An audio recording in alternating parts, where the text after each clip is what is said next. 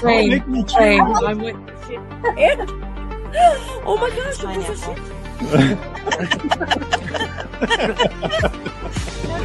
All right, buddy. In the drawer sometimes.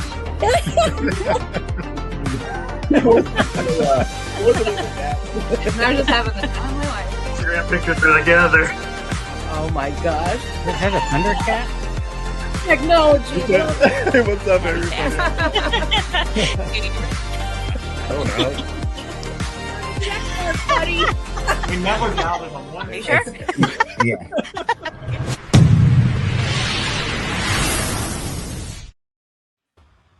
Hello, welcome everybody to Launchpad Reseller Podcast Season 2.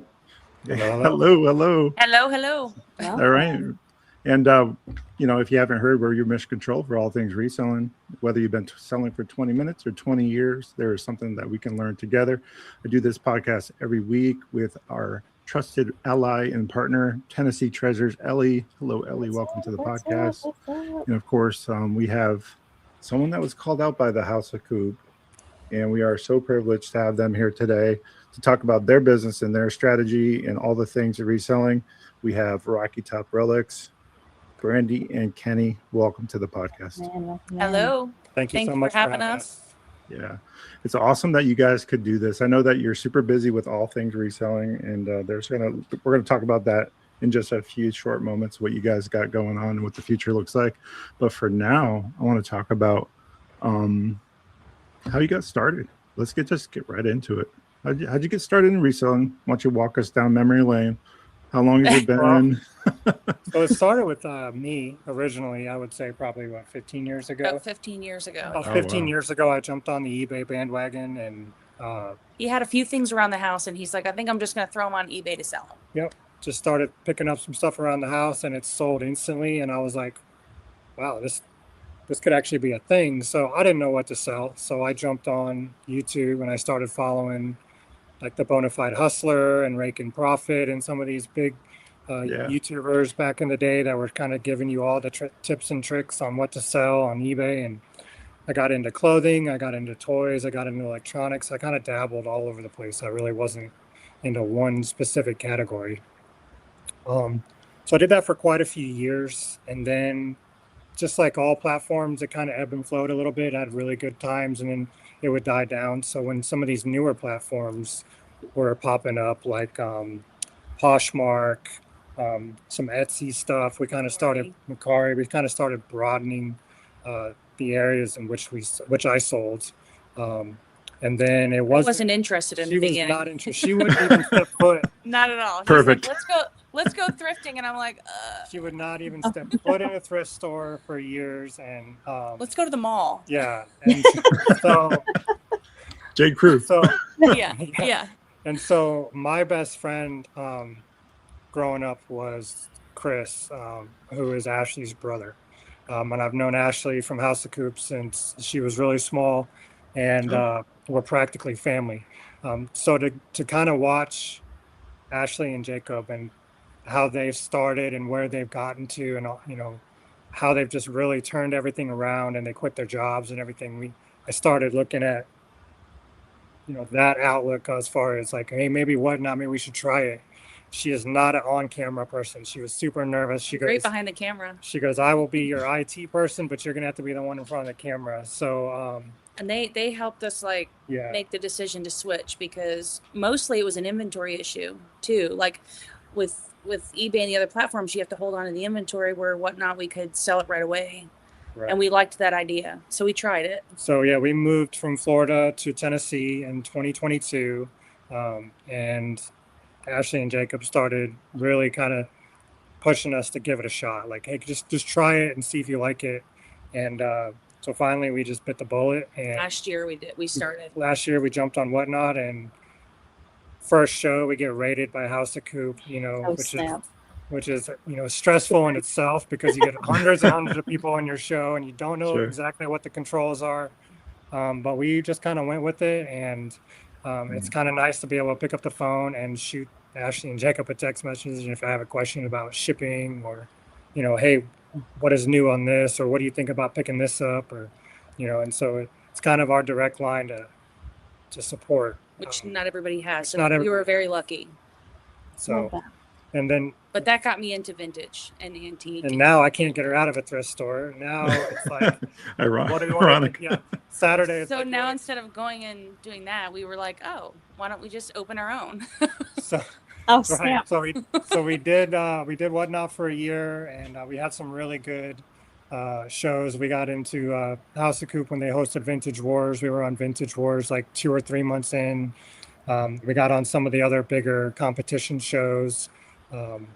We did a really cool road trip to Texas and back where we were driving and then sourcing, and then The whole way there and back. then each night we would actually run a show from the hotel room, pack it up, ship it, and go out the next day. And so we had all these people following us on our trip down to Texas and then all the way back. And then we had an opportunity to expand our online presence to an actual physical brick and mortar store in beautiful downtown Sweetwater, Tennessee. And if you know anything about Sweetwater, Tennessee, it's like a real good tourist attraction for antique and vintage. And there's 5 main antique stores, all within walking distance, all ran by fabulous business owners.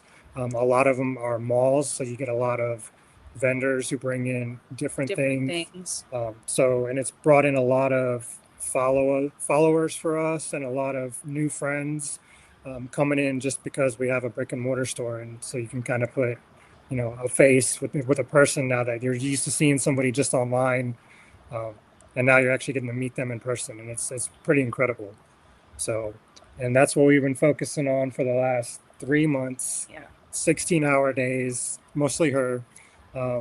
Remodeling, re-merchandising, getting vendors in, preparing for we have a big grand opening. Ribbon cutting. Ribbon cutting with the media August 14th of this month. And we've reached out to, I think we have about 35 to 45 Whatnot resellers traveling from all over the United States to come here for that event.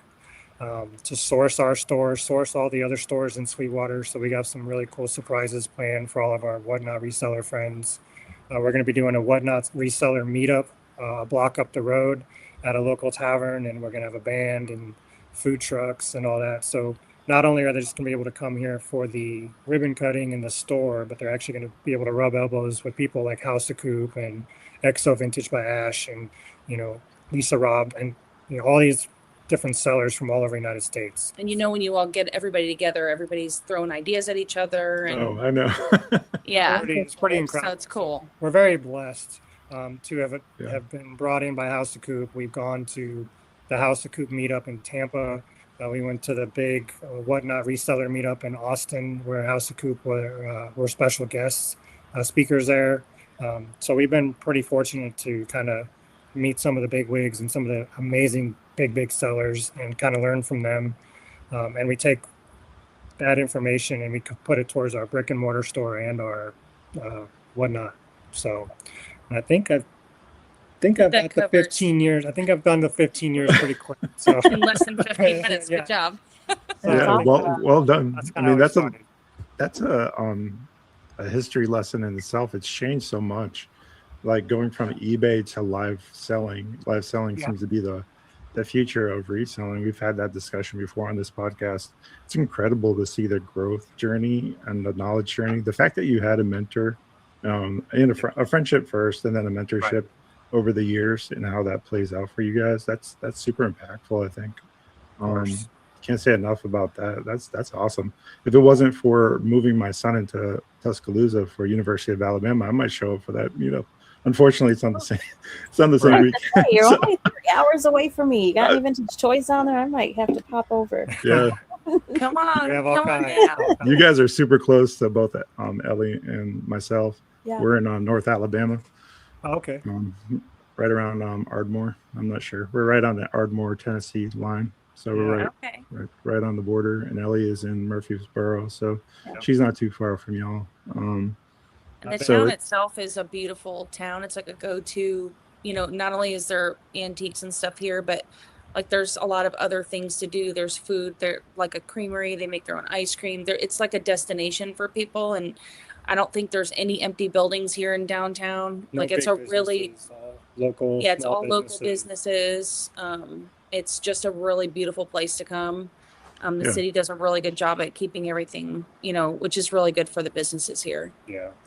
So walk us through what it was like. Let's rewind a bit. When you left Florida to move to Sweetwater, is it Sweetwater, Tennessee, right? So you both Yes. lived there and worked there, correct? Yes. That's ish. Well, Ish. in the Close area, enough. yeah. Ish. Okay. Yeah, for Yeah. sure. So walk us through. Was it just the business that drove that, or was there another reason potentially that drove that? Just curious. That drove us more so moving curious. Yeah. Oh, okay. So You want me to tell it, or go you? ahead. Go ahead. We wanted to start finding our retirement home and paying for it now. Getting Oh, okay. getting something now, and we weren't planning on leaving Florida. I worked in a medical practice. I was an operations manager for a private cancer facility, and he worked for Department of Homeland Security doing a bomb dog. He's a canine handler for years and years. When he was in the military, he lived in Alaska, and so that's where he wanted to retire, in Alaska. I said, he wanted mountains, and I said, no way. He loved it there. He's like, it's so beautiful. I was like, great, let's visit. Let's have a vacation, not moving there when we're in our 60s.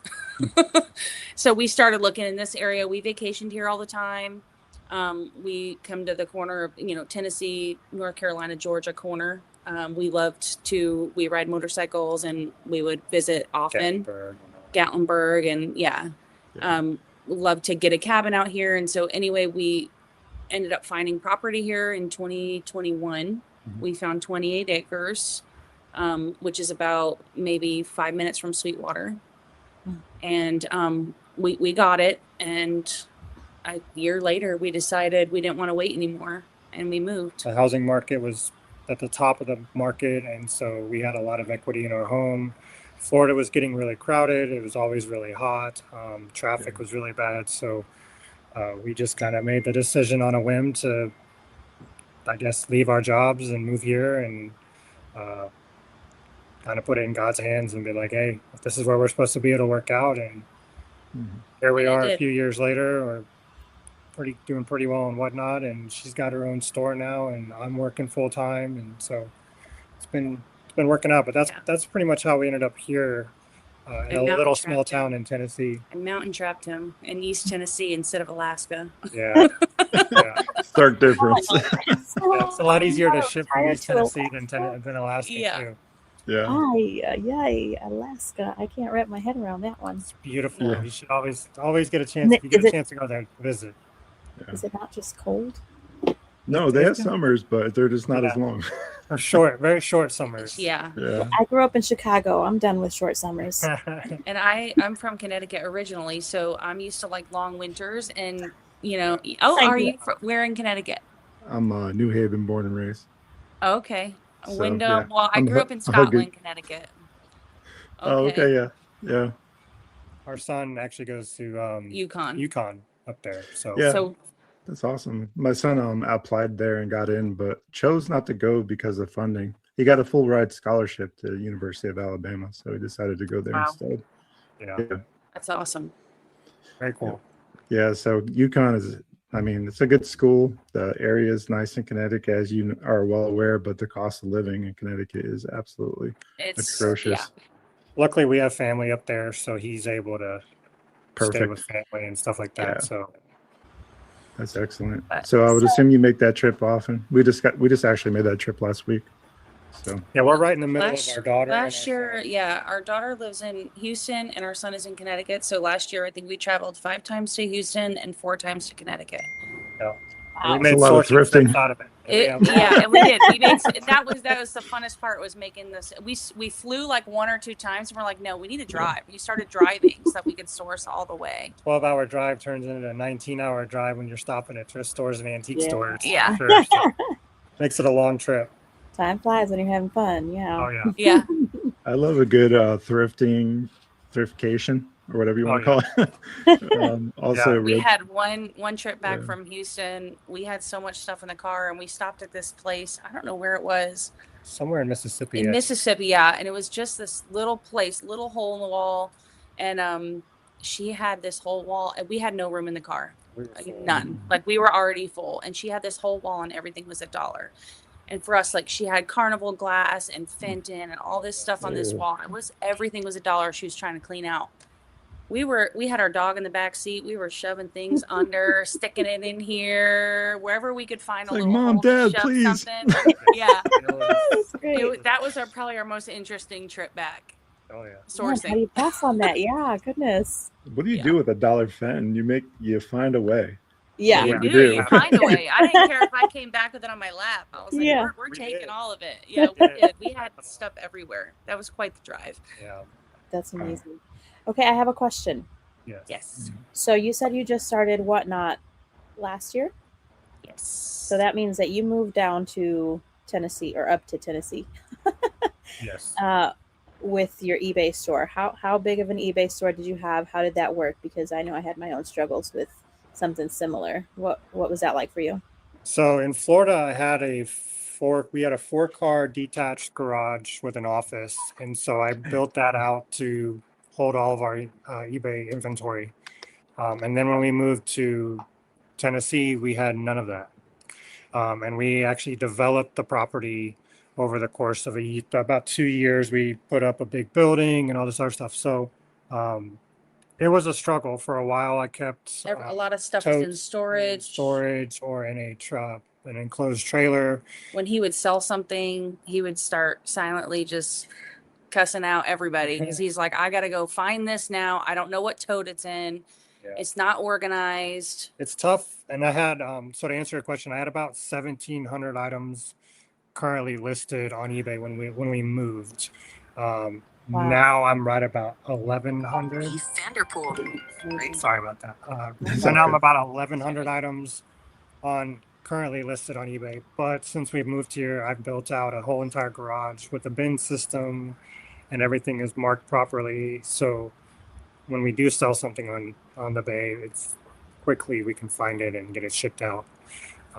Some of this stuff he's actually Transitioning boxing and transitioning into from eBay to the the store because it's easier. We're getting such a demand for items that I know that I have on eBay that might be sitting there for a while, that I can transition here to the store for a quicker sale. So let's. Yeah, go ahead. So many questions. Did you guys cross-list at all? I know I do have so many. Were you guys cross-listing before? Were any of those items cross-listed? Yeah, so I really only cross-listed from Poshmark and eBay. That was really the only two platforms that I cross-listed, because with me working in Department of Homeland Security, if I sold something on one platform and I didn't immediately remove it from the other one, I would find myself in a problem, because Murphy's Law, if I sell it on eBay, I'm going to sell it on Poshmark 2 hours later, and then now I have to figure out which one I'm going to cancel.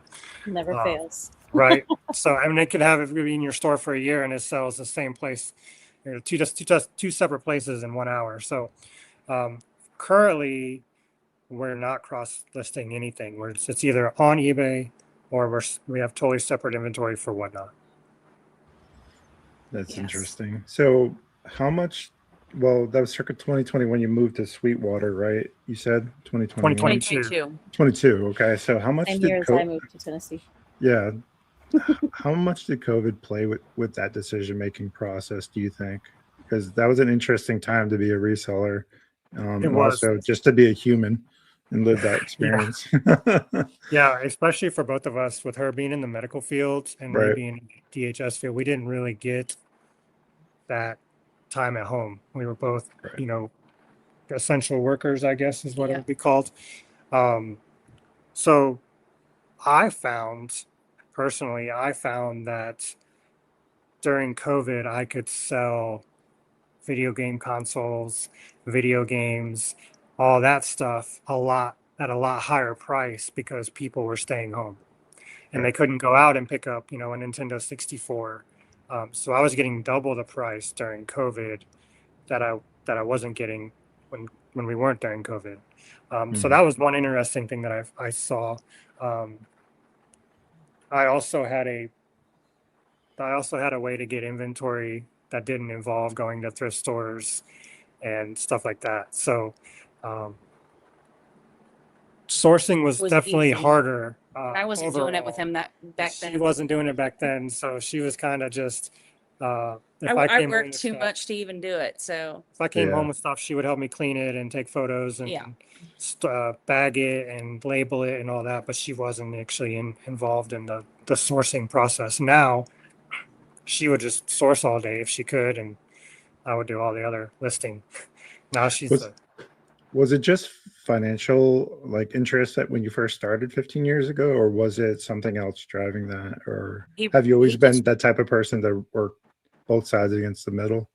Because that's kind of how I am. I like to have a bunch of different things going on at once. I think to start, it was just to get rid of some of your stuff. Yeah, I just kind of stumbled upon it on accident.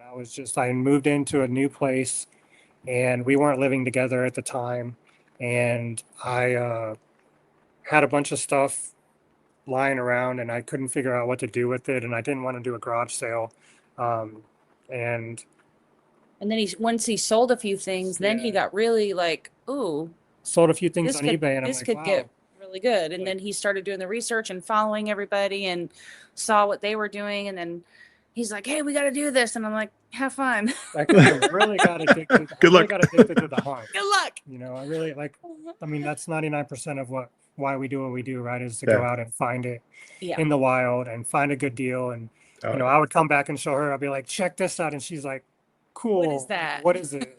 Why did you buy that? This is the holy grail. I found a vintage Nintendo Game Boy, brand new, sealed in the box. Once at a thrift store for $30, and I mean it went for almost $2,000, and it was just. Sometimes she'd see some of those really big flips, and she's like, and then I was like, okay, now I see it. I can kind of see it. And then when she would go into a thrift store, she'd be like, hey, check this out, or hey, check that out.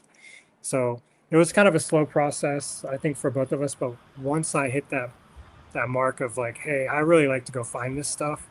And then I was listening to people like I said, like Bonafide Hustler and Rake and Profit and Rally Roots. And, all those people, I was like, oh, this is what they're telling me to find. And then I would go out and find it. It was just kind of like, this is really cool.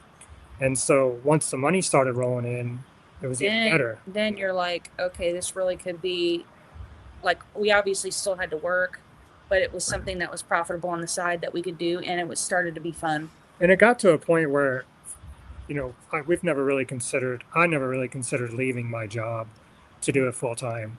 But we always had it.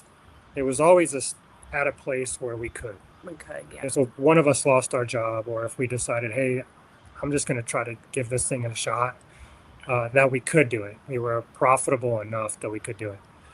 And then when it came to opening our own store, and she decided, you know what, I think I'm going to do the whatnot in the store full time. It was stressful because it was like, we've been so conditioned to have jobs and insurance. Well, and to back up a little, when we moved to Tennessee, I moved, I worked remote. I had a different job at that time, and I worked remote. And so that's how we were able to move so easily, is I still worked remote. So I worked at home every day, and that's all I did was work at home. And he would get home, and I'm like, can we go to Walmart, or can we, and because there's not a lot around here, living in the areas that we live in. Can we go to Walmart? And he's like, no, I just got home, so I needed something else to do myself. And to get out of the house. And so that's what, I got more into it. It's kind of a naturally occurring thing. Yeah. And it just kind of snowballed into being this. I mean, from starting Whatnot a year ago to having, how many square feet is this building? 8. Well, if you don't include the top, so about 8,000 usable right now. Holy! Wow! 2-story we have a 2-story antique mall that's completely full, and then we have a 3rd floor that nobody's even going up to. We haven't even It has to be remodeled to use it, and it's completely full of inventory. Like, we just started going through boxes, and It's like Christmas. We don't even know what's in there. Yeah. Oh, But it's so that's fun. exciting. All right, so the stores come up. Let's talk about the store's name, how that came to be, how you came to find the store, and what that kind of how do you go from online reselling to deciding, knowing that live reselling is taking over the world, and then buying a brick and mortar? Walk us through the logic. Walk us through why that is. Walk us through the plan, etc. I'm so many questions. Did we have a plan? We were like, oh, let's do it. So a friend of ours also owned some other properties here, and the building came up for sale, and he wanted to buy it, but he didn't want to run it. And so we started talking about me transitioning over here and doing that, and then it just turned into kind of a partnership. So everybody else already works a full-time job, and so I run the store. And I don't know. It was already an antique store. It was already an antique store. Okay. So it's kind of easy. And I think what made our decision really quickly was the location. So the location is easy. The previous owners were ready to retire. And so they would open on the weekends, but the town really wanted more hours. And so everybody was like really itching for this place to open up fully. So we already knew that it was going to be a hit. It's a great location. Our location, it's a prime. It's great. Prime location for a business. Yeah. We literally have it. You cannot get a better spot. It's directly across from the big parking lot that they have. So anybody coming in and parking there, they're hitting us on the way in or the way out. So yeah, it was really a no-brainer for us. Also that we can incorporate our online selling from the store. We thought it would have been a little easier, I think, than it has been. Yeah, and it will be. But there were so many things that came up opening the store that we've been working on for the last couple months. We had to get marketing done. The building is 1800s. It was built in the 1880s. The name of our business is called Guthrie's Corner Market and Antiques. The building that it's in was created or built in 1880. It was called Guthrie, Bradley and Jones back then. And it was like a hardware / they had like dishes, hardware, furniture, just like all, and they were open until, gosh, what year? I think the 1950s. Yeah. Oh, wow. Our town was a spot for the railroad. So our railroad would stop here, and that's why they call it Sweetwater, and they would fill up water on the tankers, and then all the locomotive personnel would get off the train and come into the hardware store. And so we decided to keep the name. Yeah, we wanted to keep part of the name, which is Guthrie's, to keep part of the history. And it's pretty cool because we find like there's a thrift store right up the road that we go to. My father-in-law found an old cookbook, and Guthrie, Bradley and Jones, they were the sponsor. Yeah, that's what I was trying to say. The sponsor of this cookbook. So it's really cool to like find stuff. Yeah, it was from 1949. So we still find cool historic pieces even while we're thrifting about this building. So and it's such a cool building. It's 2 stories, but the second floor it's all open, so it's like a mezzanine going all the way around. It's just really cool vibe when you walk in here. We get a lot of compliments. People walk in and they go, "Wow!" And it's. Or they'll say, "This is my favorite building downtown," just because of the way it's laid out. Yeah. Something that you'd have to like just walk in and see. And so one of the big things for us is when we would do Whatnot, we had our own studio at the house, and we had our own room that we kept all of our inventory, and we're constantly swapping out inventory. We decided to get rid of all that at the house. And so we actually built an entire studio in the back of Guthrie's that's open so the public can watch us do live videos. And we have like a live it's like an on-air sign. So anytime we go live, the sign is on, and it's bad enough when you're on Whatnot because you can't see anybody. You can just see the text, people texting. Right. But then you look up and you got 6 or 7, 8 people looking from the window. And so it's pretty. So cool. It was pretty nerve-wracking at first, but then we get a lot of questions, and we get a lot of vendors that come in and say, "I kind of want to do that." So we're like, utilize our studio. If you want to utilize our studio and try it, it's one of the benefits of being a vendor for us. Wow. Such a genius idea. Yeah, that's You ever see those amazing. candy pool? You ever see those candy pool places where they're making the candy back there? Oh yes, And you just Yeah. want to automatically just walk in there and just buy all the candy. exactly. Yeah, Just put a QR code there, and then they just log into. We do. We have one. we do. It And tells them Perfect. exactly what they're watching. we Y'all are put, living in 2050. I don't know what's going on. That's crazy. Right. We put up some big TVs in the center of the store. So like there's Oh, just a little perfect. area where people can kind of sit and watch TV. And so we'll put antiques on one side, but on the other side, we always have like whatnot shows going so that people can see the live selling from other people too. So put on Antique Road, and they'll be like, what's that? And then we have to explain. And we've gotten quite a few vendors in here now that all sell on whatnot as well. And some people are like, oh, do you want me to not advertise? And I'm like, advertise. Like, that's what this is all about. Yeah. Everybody, advertise your stuff because there's more than enough stuff to go around. That's why I love vintage and antique because you're not going to have repeats. Everything's a one of a kind, pretty much. That's amazing. That is amazing. Have you considered? No, this is just an idea. Don't, whatever. The third floor needs to be renovated. You said. What about turning that into a rental studio for whatnot vendors? Oh, that'd be cool. So we actually talked about that for doing what, because we actually talked to Whatnot when we were at the last two meetups, and we told them about the space, and they were like, if you want to do a Whatnot seller meetup, we could utilize that third floor. I mean, it's huge. It's a 16-foot ceilings. It's massive. It's wow. really high. Like the ceilings are huge. Yeah. There was once upon a time the roof was not great, and so there's some damage. It needs to be renovated. Mm-hmm. Brand new roof on the building and everything now, but there's quite a bit of work up there that would have to get done. We're thinking maybe next year. We've thrown ideas around as make it an upscale thrift store, so you get the antique and vintage crowd plus the thrift store crowd.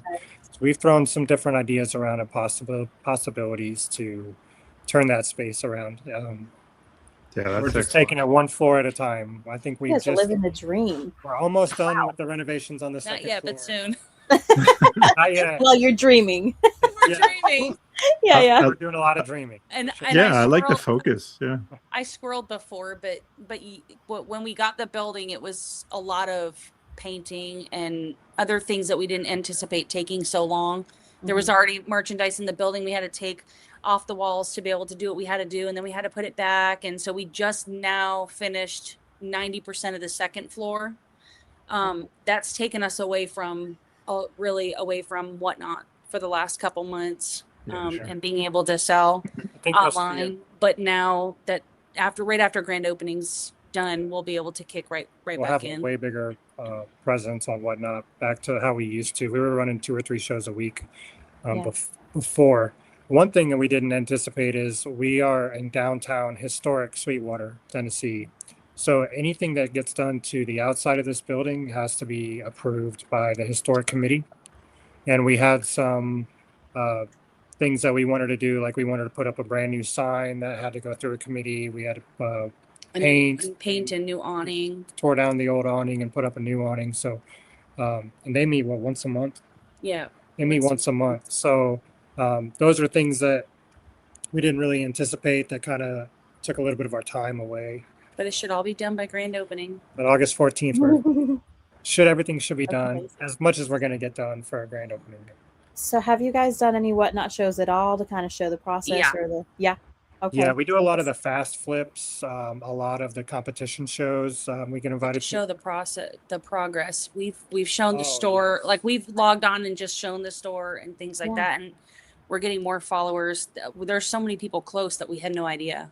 Oh yeah, that's amazing. We've gotten some big TikTokers that have found us, that have come through here. Somebody heard about us from a House of Coops show and then came in, and then her friend is a real big TikToker, and so they're going to come to our grand opening. And then we had another friend out in Wisconsin who's on Whatnot, and somebody came in the other day and says, "Oh, we saw you from their show," and so we're just getting a lot of traffic just from our friends on Whatnot sharing out, which is really cool. Which is why we love this category. It's not a competition. It's more of a building of a network of people and friends. Yeah. Speaking of friends, you have, I think, if I last checked, about 8,000 friends on Whatnot. Does that sound right? Yeah. Yes. So that's pretty incredible for the short period of time you've been on the app. So that says a lot about y'all as resellers on that app. It's not easy to do to grow that platform.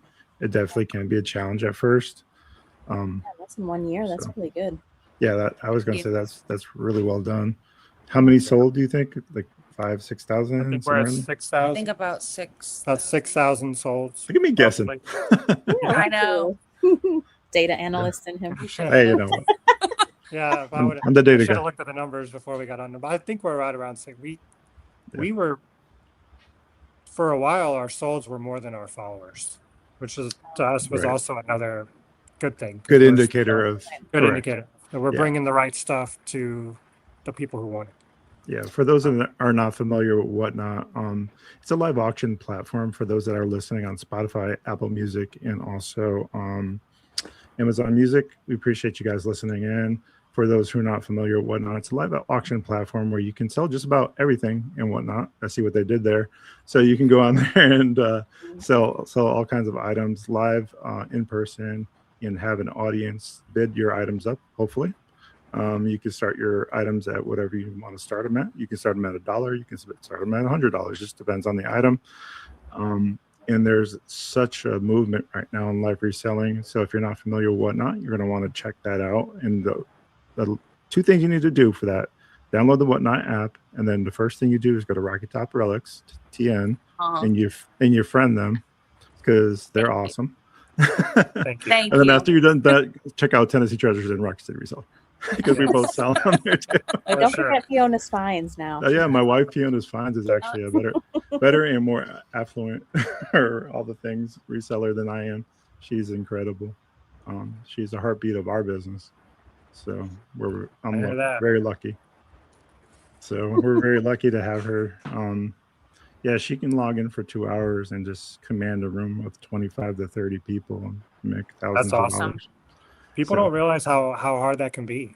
Yeah. To keep people in a room. Yeah. She sells mostly Fisher Price Little People, which is super hot right now for those that aren't tracking that. If you're into that type of thing, check out Fiona's Finds. We'll done plugging that Whatnot, but you're gonna definitely want to check out Whatnot. It's the future of live reselling. I think is definitely the future. It's so huge overseas, and it's just a matter of time before it catches fire here as well. I don't see a lot of like commercials because I don't watch a lot of TV, but I've heard that there are a lot of commercials now for Whatnot. And I've seen a couple actually. Well, Mr. Beast is really they did the Super Bowl for Whatnot. He's got his own store on there now, and so bringing on some celebrities like that has really kind of boosted the platform. I think that people like the live connection, like they can see who's actually selling them this stuff, and then because you're making friends, and then you want to support your friends, and it's just like a whole network. Community. In the new world of AI, this personal sort of feeling is huge, definitely. Absolutely. And sometimes people will buy just because they like you. More so than the product. Yeah, that does, and I challenge people that don't like going on camera forward facing, because I was opposed to that as well. But I kind of grew into it. But I've noticed other platforms. I do a mean mini show, and I love it because the camera's not on me. There's room for little toys. There's room for that, but I think you're right. They want the connection, kind of like QVC, right? Yeah. Back in, I don't even know if QVC is still a thing, but if 2000s? It is, 2000s, it actually is. Yes. Late night, probably. Yeah, it's like late night. And another thing I like about the Whatnot app is it don't matter what time you go on. You can go on at 9 a.m. on a Sunday morning or 3 a.m. on a Wednesday morning, and there's people on there scrolling through their phone buying stuff. So what really turned us on about it was the fact that you didn't have to hold on to inventory for 3 years before something finally sold. And when we did have to hang on to inventory, things weren't selling, we're like, it taught us what to buy, what not to buy, with what was, and then to research what's trending. And we don't really have a death pile because the death pile goes right on Whatnot right away. That's amazing. Yeah, So There you how go. do you guys decide? Yeah, how do you guys decide? I know the store is newer, but like in the past, how do you decide what goes on eBay, what stays on eBay, what goes on whatnot, and then now like you What goes in inherited the all store? this? Yeah, what stays in the store or whatnot? Yeah. So for the most part in this store, we're sourcing what we're selling. So like right now really hot are albums, and then like concert t-shirts, or old concert t-shirt, old Harley Davidson stuff. So we sold out of everything we had. We talked to our vendors. We're like, bring in those kind of items, and those are just two examples. He was able to bring in a bunch of stuff from eBay, and those things are flying off the shelf. It could be cookbooks at the time, or for some reason silver plated butter dishes. We had maybe 15 of them. They're gone. I mean, you'll just see what's hot at the moment. Jadeite right now. Jadeite is flying off the shelf, and then we kind of make a note of it.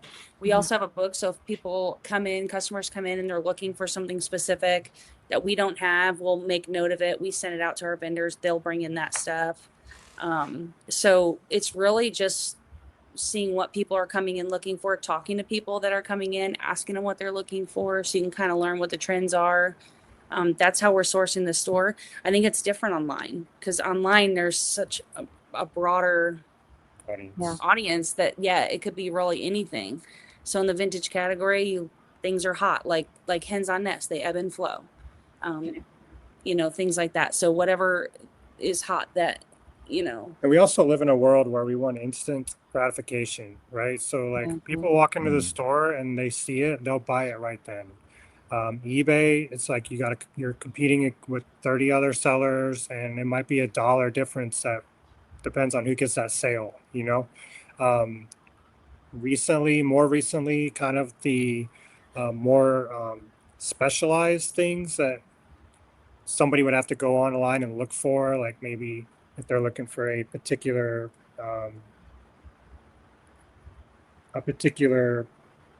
saw or something, and we're not getting a lot of people coming into a store looking for that. So something like that would go on eBay, or something that was super rare, that's very, very expensive, that I don't want to put in the store or on whatnot. We'd put that on eBay. But So for the most part, they want instant a gratification. lot of times too in the store, you get a lot of resellers, even though it's an antique shop. Thrift stores are so combed over right now. So if you're a reseller, a lot of resellers that are in this category are actually going to vintage and antique stores to purchase. So that's been different too. Like, our philosophy is, if we buy it at this price, we want to price it here so that the resellers can come in and there's still meat on the bone for them to do it. So we like to flip product. I always tell our vendors that bring stuff in, they're like, what should I price this at? And it's like, you could price it at the top of the line, and it'll sit in your booth for the next year. You'll never sell it. Think about your favorite antique store when you walk in. A lot of times it stays the same. And we don't want that. We want things to constantly change in here. So by utilizing whatnot to sell, our price points are just a little bit under what things are worth, so that there's still meat on the bone for resellers to come in and do it. We're able to flip inventory too fast. And that's another thing that we've run into, where we're so busy that it's hard to get out and replace some of that sometimes. That's our biggest challenge, I think, right now, is inventory. Even though we have a huge store with inventory and we have vendors, the whole store is not vendors. I would say 75% of the store right now is ours. Is the stores. Is the We stores. have 21 vendors in here right now. Right, and I think by the end of this year we'll probably have triple that. I think our goal would probably be to have around 60 vendors. But keeping a good amount of space for the store to be able to sell, obviously the profit's going to be more.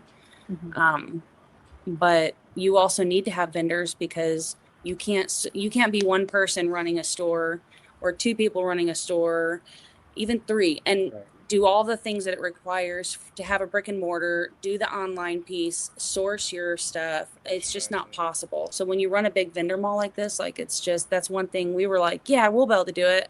It's a lot of work. So then comes the next question is, are we looking to hire help in the future to branch out in these kinds of things, or? Yes. Yeah. So we'll definitely hire a cashier. Probably. Well, we do have one. We have our friend Lana. She's our first employee, and she's been helping us and since the beginning. Our family has been amazing, by the way, in this. Like, they have been helping us paint and move stuff, and their sweat equity in this is like insane. If we didn't have them, we would have never accomplished everything in these 2 months or 3 months that I think. Correct. There's just no way. Nice. And they continue to show up. So our friend Lana, she cashiers for me. She comes in 1 day a week so that I can, even if I don't leave the store, I'm able to do stuff. But I think, by the end of August, we'd like to have one more person or two more people so we can be off on weekends. That's the best time to source. Right. Yeah.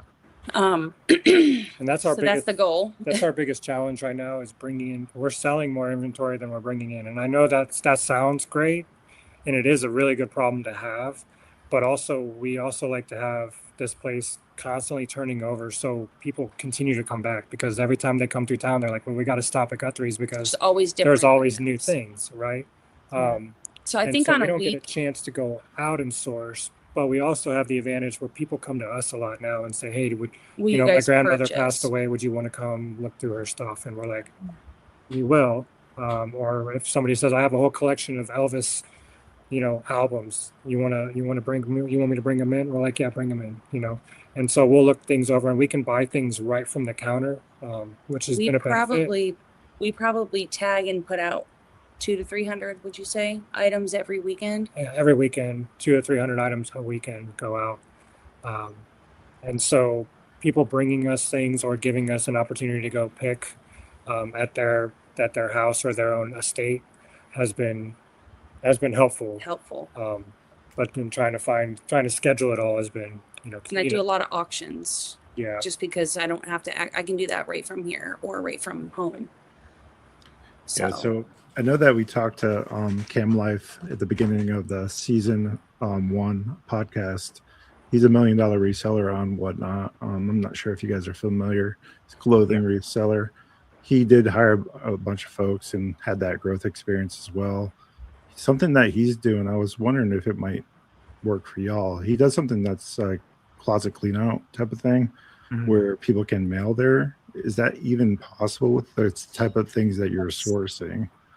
Like, I'm not sure. We could probably do an offset, like clothing, like vintage clothing. You could sell, you can send us, but when you're dealing with like high-end Fenton glass and Tiara honeybee boxes, which fairy lamps, which is all the kind of the high-end stuff that everybody's going ham over right now. Sure. It would be very difficult and expensive to send it in. I think our next project we could.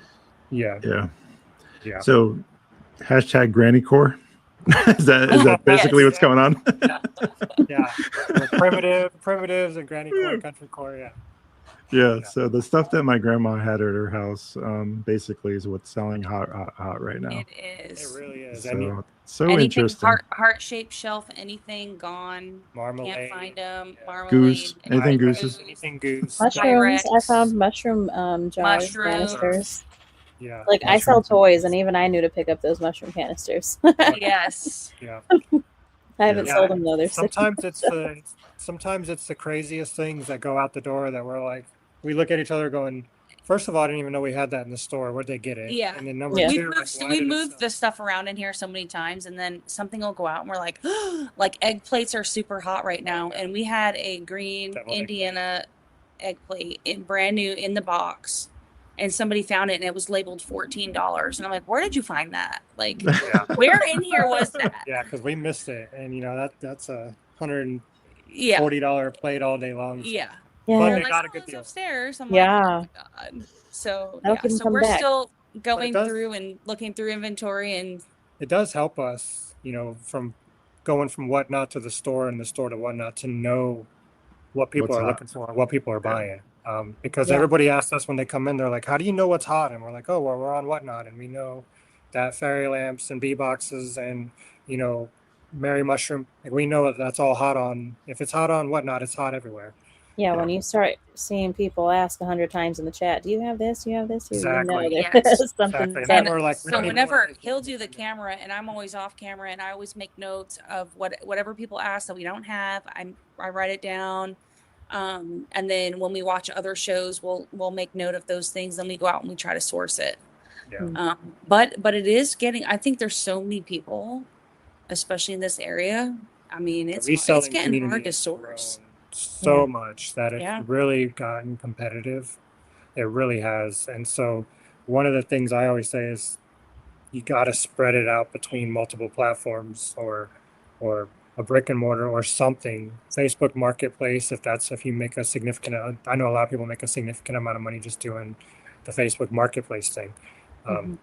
So it's The for nice us, we thing- didn't want to put it all in one basket. Yeah, our plan too to incorporate both, because brick and mortar is great, but then you're only getting the traffic that's coming in the building.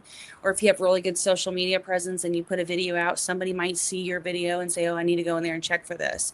But when you incorporate the store with Whatnot or any other selling platform, you're getting your products on thousands of people's eyes. And I think that's what's really the key is if you're going to have one, you really need to incorporate both. Yeah. Do you think the growth opportunity to bring a host in is something that you're most interested in, or do you always feel like you should be the face of your Whatnot presence? I think being the face of our own Whatnot I has agree. been crucial for us. Just because we've gotten to know so many people and become friends with so many people because we're very like-minded. And I don't know if we would ever be able to find somebody to fill our value and kind of. Well, I also think it takes away, and this is not, I mean, of course, to each his own, because Right. if you've grown so much and you have to have a host, like kudos to you, that's amazing. I think where we're at right now, we should never say never, but where we're at right now, I think it would take away the personal part of it that we love too, which is making those relationships with all these people. And because we have, like, that's why we've gotten such a positive response to our brick and mortar. If we didn't have that, they'd be like, Rocky Top Relics, who's that? But it's not just Rocky Top Relics. It's like, oh, that's Kenny and Brandy. So, Right. I think that is a big deal. So what I'm hearing is building a personal brand is essential for business growth. That's something that I don't know if we've really talked about too much on this podcast.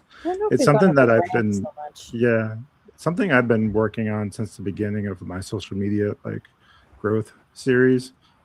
Started that in January. So I see the importance in it. And I just wanted to highlight that just really quick for those that might be watching and thinking about what's next for their businesses. Work on your personal brand as your business, I think, is a good opportunity. And it sounds like that's what you guys are doing too. It sounds like, and if you need a gauge of what that looks like, look at Ashley and Jacob's business at House of Coop. Yeah. I mean, they did that right. So yeah, they've doubled down on their brand, and I think that's what's making them successful. People love Ashley and Jacob because of Ashley and Jacob, and they love their interaction, and they just love their personality. They're natural, yeah. And so I think that if they were to put somebody else on camera, you would see a huge decrease because they don't know the other person. Where everybody feels like, oh, I know House of Coop, and they make great sales because, I mean, they could sell this, root beer for $100 because people love them, because they love them, because so I think that's so important. And I think people that's that are I'm sorry, go ahead. People that are getting into Whatnot, nowadays, they don't see where they started. They don't see that the first couple of shows, they weren't making but a few bucks here and there. To now they just surpassed 100,000 followers, the biggest in the vintage category. They're being able to travel all over the United States and source and make.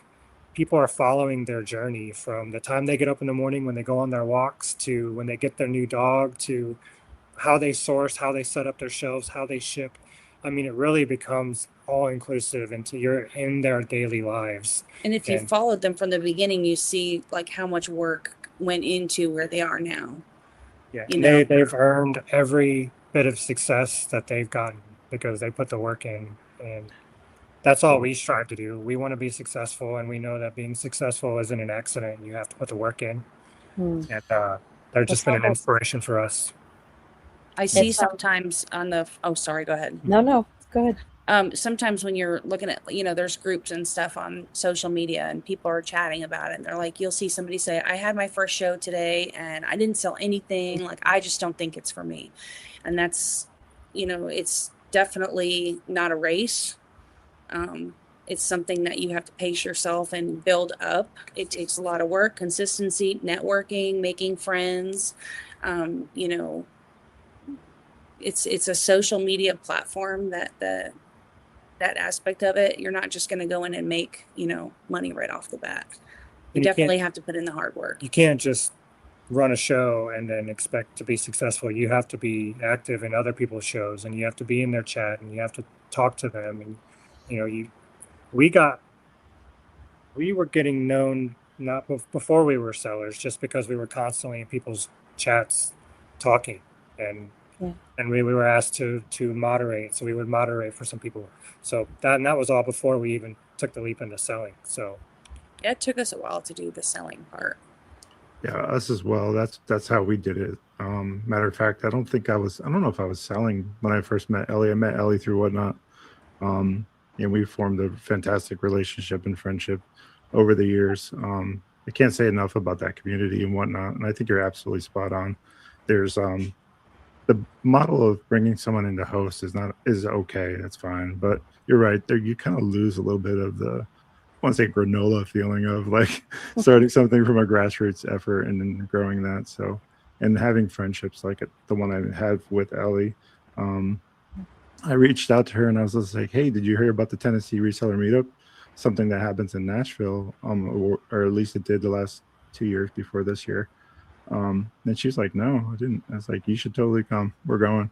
Let's do it. We're not that far, and the rest is history. Best thing. Awesome. I mean, yeah, you form friendships that you never thought were possible. We have friends all over the United States that we met, you know, in Tampa, or we met in Austin, and you get to know them in their rooms and their chats, and they get to know you in yours. But then when you meet them in person, it's like a totally different, because now you feel like you really know them. Yeah, you feel like you've known them, and now you actually get to see them in person and have dinner. And we have, so most of our friends are on Whatnot. That's kind of, a lot of our friends are on Whatnot now. So before Whatnot, how big was your friend pool? Ooh. In Florida, we did have a big, pretty good. We love to host and things like that. So we're just like, we love being around people. But no friends that did reselling. But no friends that did reselling. Okay. So we were kind of an anomaly. You know, people are like, you know, when we travel with friends, like, and we'll go down to Miami to go on a cruise, we want to stop and hit thrift stores, and they're like, come on, guys, like, let's just get there and go to a restaurant. We're like, they're like already 4 stores down, and we're like geeking out over here over something. Yeah, there's no friends like reseller friends, that's for sure. Yeah, I would say I'm probably on my reseller accounts more than I am on my normal Facebook. Just because I hardly ever look at my Facebook. For sure. I probably have 30 total friends on my Facebook. I think my personal profile knows, because it started sending me all the reseller pages to my personal too. So yeah. Facebook's like, we got you figured out. Yeah. Speaking of your social media growth, how important is that to your business model? Where can people find you out there in the social world? So I think until recently we didn't realize how important it was. We are just starting to grow our social media. Go ahead, because he does all the stuff. He does all the stuff for the store, and so I was slacking when it came to social media. Kind of post when I could here and there. It wasn't like a top goal of ours. Until we got the brick and mortar. And so when we got the brick and mortar, it was, you know, I reached out to my best friend, Chris, he's a marketing guy, and he's a web guy. And he's like, you have to use social media to bring people in. So I was like, all right, teach me. And just so he started guiding me. I was sending him my analytics and he's like, do this, make adjustments here, do this. And we've seen huge growth on our brick and mortar store that now we're going to transition that to the Rocky Top Relics. We are a little older, so we're not in tune with the TikTok and as much as we should be. We've just started dabbling. I've made in a it. couple TikToks. She's more into TikTok. I can do the Instagram, the Facebook. I'm not great at it. But I've learned that social media is a job within itself. I would say if you were gonna have, instead of having a host, have somebody do your social media. That would be something. You do the nice strategy, Brandon. And have somebody do the social media. I would say for the store, I'm doing anywhere between 4 and 6 posts a day, sometimes up to 10. Wow. A lot of interaction posts with the followers. That I need to be doing more of that with. He's learning it, like scheduling him out is easier. I mean, he's really in the last 3 months learned so much about how to grow that. So we'll start doing that with our Rocky Top. So we're on Facebook for it's Guthrie's Corner on Facebook, and Rocky Top Relics TN for Tennessee on Facebook as well. And then Instagram for Rocky Top Relics TN. So. Okay. So that's where we can find you and keep up to date on what's new and upcoming for your business, which is super important. I can't stress that enough. I'm not sure if you guys knew, but I am a software engineer, data scientist, and I use that to leverage all things, and I share it freely on this podcast and also the flip side. Okay. So if you're hearing the sound of my voice, just know that that's this place for you guys to come here and learn how we did it. Monetize Facebook in 2 months and 10 days. And we're working on monetizing YouTube in less than 8 months, Ellie and I. Wow.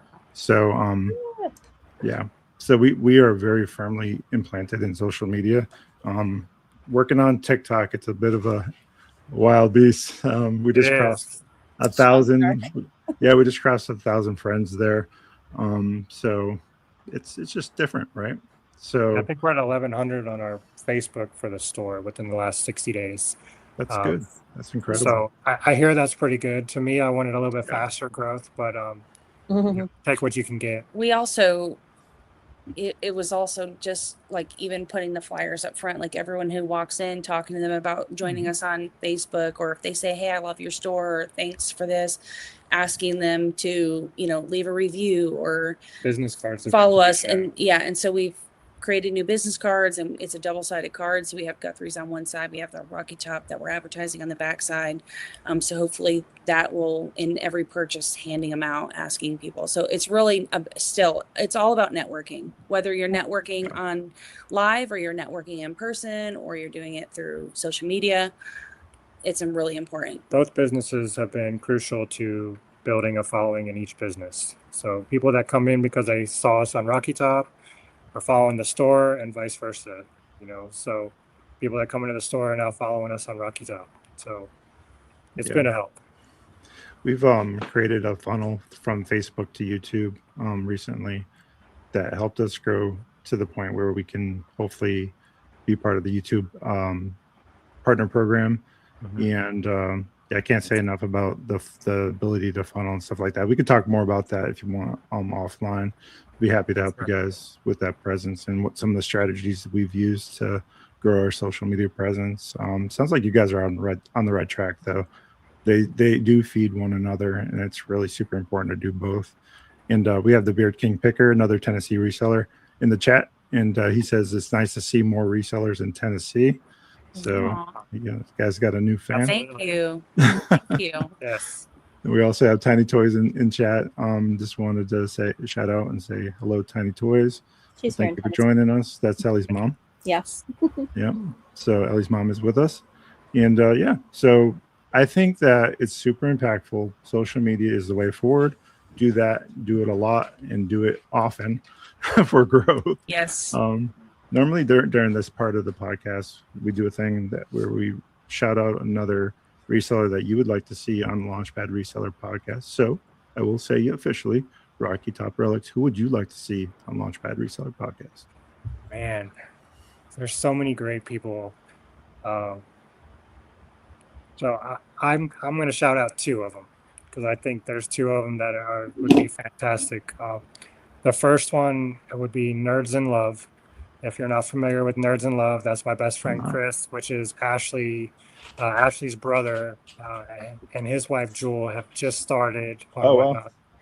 Probably 2 months in, maybe, and they're doing incredible. Of course, House of Coop has been there to help them, and they are sponges, so they are learning how to do things, and they have been incredible. They are awesome on camera. And then the other ones I would say would be Sisters Hall. I knew you were going to say that. Sisters Hall, from up in Wisconsin, two sisters. We met them down in Austin, and they are as bubbly and as entertaining as you can get. They have an awesome thing that they do when they get a new buyer, and they sing to them with an accordion. And what you see on camera is exactly how they are in person. And they're genuinely really great people, and they have grown substantially on the app in the last few months. Yeah, and they are just both of them, Nerds in Love and Sisters Hall, are incredible sellers, and they're up and comers that are going to be big on the platform, I believe. I love that. I think it's important to shout out people that are just getting started. That was the point of this podcast when we first started it, to highlight the resellers that are just breaking their teeth, and also show that there's the difference between that and what $1 million reseller looks like, and that there's room between. Nothing is set in stone. It is fluid to what you need it to be, and there's ways forward with all of it. So we're going to shout out Nerds to Love, and then Nerds Sisters in Love. Nerds in Love. Nerds in Love. Chris and Jewel, you've been called out on Launchpad Reseller Podcast. Looking at you. And then Sisters Hall, Hall. Okay. No, Haul. Haul. Yeah. Perfect. That's a perfect Whatnot name. Yeah, right. We love that. So Whatnot has been something that's been your kind of like way forward, but what does the future look like? Is it, how are you planning to split yourself between Guthrie's, Whatnot? What does the future hold for Rocky Top Relics and Guthrie's? Well, we obviously need to hire staff, so that's going to be a big thing. We're on a trajectory now to grow even bigger than where we are, and I'm not sure how long that's going to take, but it's moving a lot quicker than we anticipated. So we have one more project coming next year that we're not ready yet, but talk about. But big project that we're working on. So if you have us back, we will be happy to explain that next year. But that's still in the secret phase right now. I would say for us, growing is going to be once we get through this grand opening, and everything from that aspect has calmed down. We are going to utilize both the store and Whatnot simultaneously on a weekly basis. Randy will run the store sometimes while I'm running a show, or vice versa. We're doing it right in the middle of our business hours. We want to do it that way so that people will see it and get excited about it. And like you said, we have the on-air sign, and they're like, oh, are they doing something back there? You know, it really generates a lot of conversation. And it's just been a real big hype. We're the only ones in town that are doing it. You're the only ones I know that are doing it. Ellie, have you ever heard of anything like that before? No. So. We're trying to get vendors to jump on board, and we are offering them our space, and there are a lot of them have been coming up to us. Some people are buyers. They're buyers on Whatnot, but they're like, oh, I don't think so. And we're like, no, we'll help you. We would love to see more people jump on the app, because the more people that are on there, the better it is. We currently have 1, 2, 3 other resellers in the store that are on Whatnot as well, and they share out all their stuff. They have cards at their, in their booth area to, they send people into the store. Yep.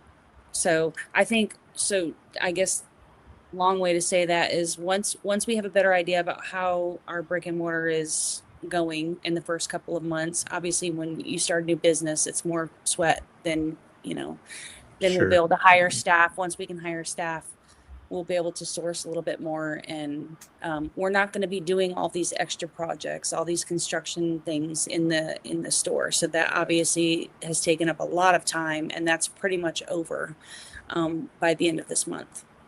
So that's going to free up a ton of time. So yeah, so we'd like to that's where we start. More on a routine back into Whatnot and generate the hype when people come into the store. We're live streaming shows throughout the store, which gets a lot of people going, what's that? You know, who is that? And then we get to explain it to them and bring in more people to Whatnot. Our vision is to be able to do like with the local sellers, just to do meetups here, like fun little meetups, or have dinner, or just little fun events, you know. And if we can use our 8,000 followers and help out a brand new Whatnot seller that wants to use our studio, we can go live and then raid right into them and, you know, help them along the way. So it's not just about growing ourselves, it's about growing the community and the other sellers around us. Because we started off with 0 followers and 0 sales, just like everybody. Yeah. I love that idea. Definitely. So how would one become a vendor for Guthrie's? Should they choose to do that? Let's say someone's in the local area and they want to get more information about that. Brandy, how can They how can they email find us. They can email us at guthriescorner@gmail.com. Okay. Just letting us know that they're interested in being a vendor, and usually we'll ask them to provide like photos and maybe a list of things that they sell. One of the things that we try to do when we do bring in a new vendor is we don't like to duplicate vendors who have a lot of the same items. That, you know, ensures that when people walk in, there's a lot of variety in the store. So we definitely have a process of, you know, looking through photos if you've had a booth space before, looking at that kind of thing. Yeah, that's awesome.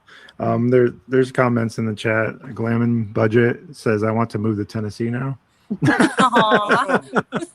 like, man, I wish I was closer. Y'all got space for a toy seller over there? Yeah, we're probably about almost 2.5 hour, maybe 3 hour I think drive. we're about the same. Yeah, I think we're about the same. You're from down and I'm from this Right. way. Yeah. But definitely we're gonna make a point at we're big on travel thrifting, so we'll make a point to stop by sometime. It's gonna be one of those moments where it's just out of the blue. You're gonna see this large human approach you. We love it. We love it. We love when people approach us and just talk about, hey, we heard about you, or we follow you, and it's almost like getting recognized out in public, you know. Oh my God. So I just say, one time he gets recognized out in public and somebody was like, oh my God, are you a Whatnot seller? And he was like, he goes, I made it. I felt so good.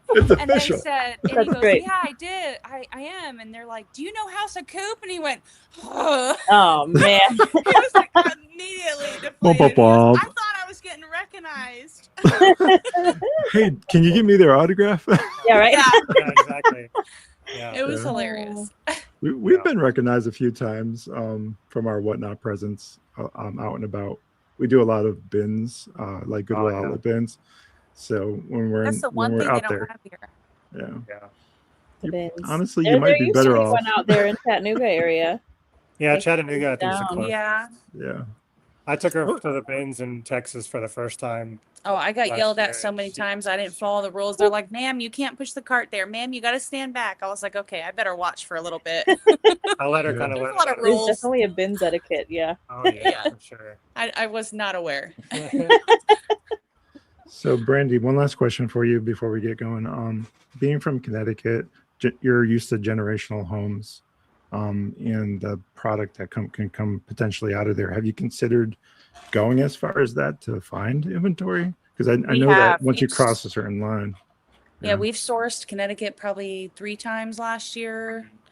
Do very well up there. Very well. I mean, we hit one place, the Hens on Nest, they were selling them $15. Like it was insane. Bought every one of them. They had every one of them. But my sister and her husband live there. Our son lives there. So we visit often and we drive. And so my sister has all these places. Now what is the one she wants me to go for, which we've never, Brimfield. She wants me to come for Brimfield. I've never gone to that one. But definitely some good sourcing up north. Truck and trailer, or do you guys just have a really large vehicle? Just the truck so far. We 150. bought last year. We bought a glass lot off a marketplace, and it was like basically a whole truck full of glass. Fenton, Westmoreland, and my sister Dang. went and got it, stuck it in her basement for us, and then we went up, picked that up, and then sourced more. So that was a whole trip. Definitely an amazing trip. But yeah, Westmoreland pie plates right now, right? That like create a apple pie or whatever. Have the recipe inside there. Oh, yeah. Those things are hot. yeah. Closer you get to Thanksgiving, all that stuff just flies off the shelves. Yeah. Egg plates are still really hot right now for whatever reason. Yeah. I mean, Yeah. if you find an egg plate, buy it. Yeah. Taking Even the notes. clear ones. I don't even know what egg plate is, but you guarantee one thing: after I'm done with this, I'm gonna go look it up. What do you mean? We're in so many thrift stores and so many places all the time. See 'em at Yeah. thrift It's stores just all a the matter of time. Yeah. It's just a matter Yeah. of time. Like I'm always looking for pie plates and the B boxes and all that Oh, stuff. yeah. I don't even know what this stuff is, and I'm just like, I'm gonna find this, and I'm gonna shout out Four Seasons Picker. She's my vintage buddy and whatnot. Right. House of Cool. I'm gonna send you guys our Rocky Top Relics. All you guys, I'm gonna send you all a message one of these days. Be like, I finally found one. Finally found one. Yeah. My friend found a bee box on the somebody was just selling stuff on their porch, and she's like, how much for this? And they said $5. They didn't know it, and she's like, Wow. okay, Yeah. thank you. That's the thrill. I'm like, hard to Hard to hide that excitement. I would have died. I would be like, okay. Yeah, that's what we all live for, though. Finding that stuff in the wild. I mean, it's one thing to find it at a vintage like booth setting, right? And it's kind of like up there retail wise, but to find it out there in the wild, just in a garage sale or an estate sale, is definitely what drives us all. I think Ellie feels probably the same way when she's at the flea market and all the places. They're doing the 127 sale now, which I don't know how far that goes, but 4 states. that's what we're gonna do tomorrow. So okay. Well, I am. He's going to work. I gotta go to work. Oh man. Oh no! So you're still working full time for a department. I work full time, and she does this full time, and so. And then he works after work. He comes in and helps me close every day, and then we're here every weekend. And I go to work to get a break. Yeah, same. No, I'm just kidding. I don't do much. He's my best employee. Yeah, I get an employee of the month every month. Yeah, it's a job you cannot get fired from, even if you try. He tries to get fired all the time. All the time. Yeah. He wishes I'd fire him. Yeah, that's awesome that you guys have that relationship and you have the flexibility to do that. I mean, when I'm not doing my normal 9 to 5, I love talking reselling, business of reselling, the data of reselling, all the things that people mostly don't like. So and I think some of our family and friends sometimes are like, can we talk about something else? Like, because we just love it so much. When we say we're going to go on a date, that's what we're doing. We're picking somewhere. Or estate sales. Or estate sailing, or that's what we love to do. You get bit by a bug, right? And then all of a sudden, it's just you live and you breathe it. And that's great. That's what passion, finding purpose and passion in everything that we do is important. So we always talk about that on this podcast. And it sounds like you guys have found your passion in reselling, and it shows in everything that you're doing. And wow, what an incredible story and journey that you guys have been on. Thank you for sharing that with the podcast. Well, thank you for having us. Yeah, I'm glad that we could do this. I know you guys are super busy, so thank you for taking the time. So just know that, we really, really, really enjoyed this time together. Ellie, any last thoughts before we get going? I appreciate y'all being on. Thank you for your time. This is an inspiring story. I really hope that others can take away just the message of the sky is the limit with this. And some people will tell us otherwise. Reselling is not a business, they might say. But really, the sky is the limit. You can take it as far as you want to go. So it's been really great hearing your story. Yeah, I've seen reselling change lives. It changes the people, pass it on to their kids. For us, our parents, my parents have got a booth in our store where they do vintage furniture, and they love to go out and hunt for vintage furniture. So you know, it can really change lives, and it's really all you. It can be anything you want it to be as long as you put the work into it. Yeah. You know, you want to be $1 million reseller, you can be one. You're just going to put the work in. Yeah. Right. It's the And it most doesn't happen intentional overnight. thing. Yeah, exactly. It doesn't happen overnight, and you get what you put into this. Exactly. Yeah. And that's Yes. what's really great about reselling.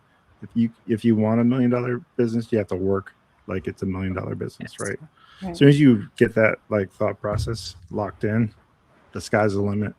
Yeah. And For sure. we're looking forward to seeing what the limit is for Rocky Top Relics. We can't wait to see what that story looks like and unfolding. I want to invite you back now before you guys leave. Just know that we want to have you back on the podcast, and we'll For talk sure. about what that looks like. Maybe next year we'll have you on. Okay. Awesome. So we're gonna go ahead and wrap things up for tonight. I want to remind you guys, if you cannot be good at it. And remember, catch us on the flip side on Sunday nights at 6 p.m. Central. We do another one of these podcasts. And for all those listening on your favorite Spotify, Apple Music, or Amazon Music, we appreciate your listenership so much. Make sure you're subscribing and liking over there as well. We appreciate you guys, and we'll catch you on the next episode. Guys, hang on 1 minute. I got one more thing for you. All right. Thank you so Bye, much. Bye-bye. Bye, guys.